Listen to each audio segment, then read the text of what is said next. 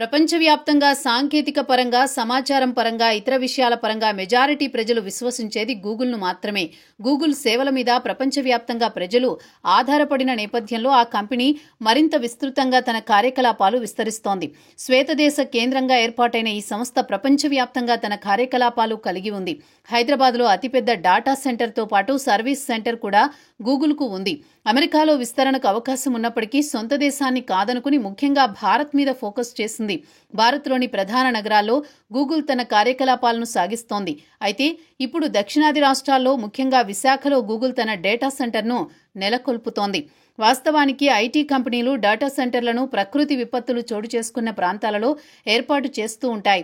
ఎందుకంటే పొడి వాతావరణంలో డేటా కేంద్రాలు ఏర్పాటు చేస్తే కంపెనీలకు పెద్దగా ఇబ్బంది ఉండదు. ఎందుకంటే డేటా కేంద్రాలలో ఎంతో విలువైన సమాచారం ఉంటుంది. ఆ సమాచారం అత్యంత భద్రంగా ఉండాలి. అలా ఉండాలి అంటే ఎటువంటి విపత్తులు చోటు చేసుకోలేని ప్రాంతంలో తమ డేటా కేంద్రాలను ఏర్పాటు చేయడానికి ఆసక్తి చూపిస్తూ ఉంటాయి. కానీ చరిత్రలో తొలిసారిగా గూగుల్ ఏపీలోని విశాఖపట్నంలో డేటా సెంటర్ను ఏర్పాటు చేస్తోంది. దీనికోసం 50,000 కోట్ల పెట్టుబడి పెడుతోంది. ప్రస్తుతం నెలకొన్న విచ్ఛిన్నకర పరిస్థితుల్లో ఈ దిగ్గజ సంస్థ ఈ స్థాయిలో డేటా సెంటర్ ఏర్పాటు చేయడం నిజంగా అభినందనీయం. ఒక రకంగా ఇది కూటమి ప్రభుత్వం సాధించిన విజయం. శ్వేతదేశ సంస్థ డేటా సెంటర్ ద్వారా 25,000 మందికి ప్రత్యక్షంగా ఉద్యోగాలు లభిస్తాయి. 50,000 మందికి పరోక్షంగా ఉపాధి లభిస్తుంది.